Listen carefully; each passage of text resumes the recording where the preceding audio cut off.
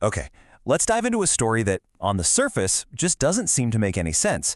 But once you start peeling back the layers, you realize it's showing us a massive, fundamental shift that's happening in our entire economy. I mean, just imagine seeing a headline like this. Kia is a global powerhouse, a hugely profitable car company. So how on earth could one of its most powerful unions not be able to pay its own people? And that number is just staggering. It's almost 2 million US dollars. It just immediately makes you lean in and ask, okay, what is really going on behind the scenes here? So this is the central mystery we're going to unpack. Because the answer, well, it affects way more than just one company or one union. It's actually a sign of a much bigger change that is coming for all of us. First things first, let's follow the money. How did the union's finances even get to this breaking point? So here's the core of the issue, and it's a really important distinction. This is not Kia, the company, failing to pay its workers. No, this is the union organization itself running out of cash to pay its own full-time officials. All right, so where did the money go? Well, problem number one is simple. Less money is coming in the door. The union is funded by dues from its members. But look at this. Membership has dropped by 17% over the last decade. Fewer members means less money, and that's creating a giant hole in the budget. And then you see problem number two, how that money was being spent. An absolutely staggering 85% of all the dues collected went directly to paying the salaries of union officials. I mean, you do the math. When your income is steadily dropping, but your biggest expense stays exactly the same, a financial crisis isn't just possible, it's inevitable. So, that explains the financial how.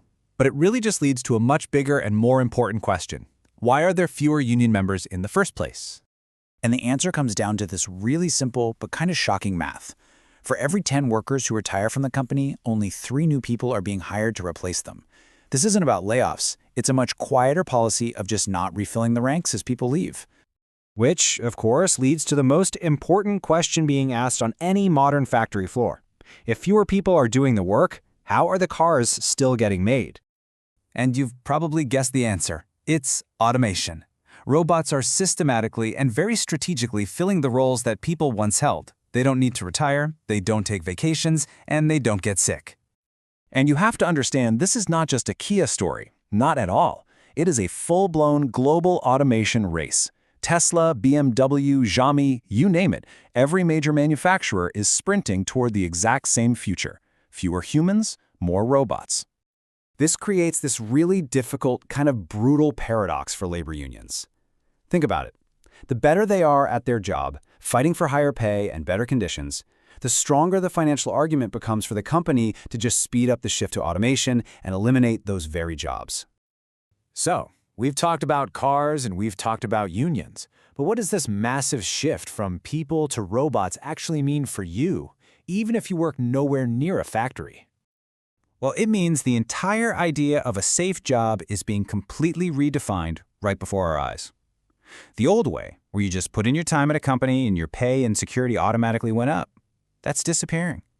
It's being replaced by a new model where your security is tied directly to your skills and, just as important, your ability to adapt. You can almost picture it like a seesaw. On one side, you have the jobs of yesterday, the simple, repetitive physical tasks, and that side is sinking fast. But on the other side, shooting up into the air, are the jobs of tomorrow. And what are they? They're all about managing the automation, programming the robots, directing the AI, and analyzing all the data they produce. So here's the bottom line.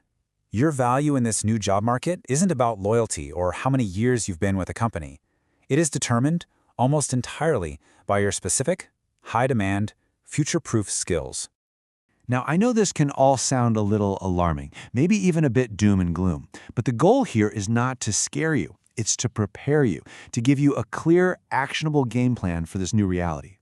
So here's a pretty simple framework for how to think about this. It starts with your mindset. You've got to stop resisting the change and start asking, how can I work with these new tools? From there, you have to read the trends, stay informed on what's happening in your specific industry. That allows you to be flexible, to question old career plans. And most important of all, it lets you relentlessly focus on building the skills that robots just can't replicate. So if there is one single thing to take away from this whole story about the Kia union, it's this. The old promise of a stable, lifelong job, that iron rice bowl, it's not just fading, it's over. It belongs in a museum. Your company won't guarantee your future. Your industry won't either. In this new era, your personal ability to learn, to adapt, and to master new skills, that is the only reliable asset you truly have.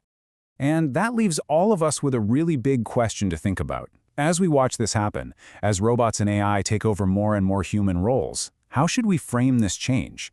Is it just an inevitable future that we have to adapt to? Or is it a full-blown crisis that we need to fight against?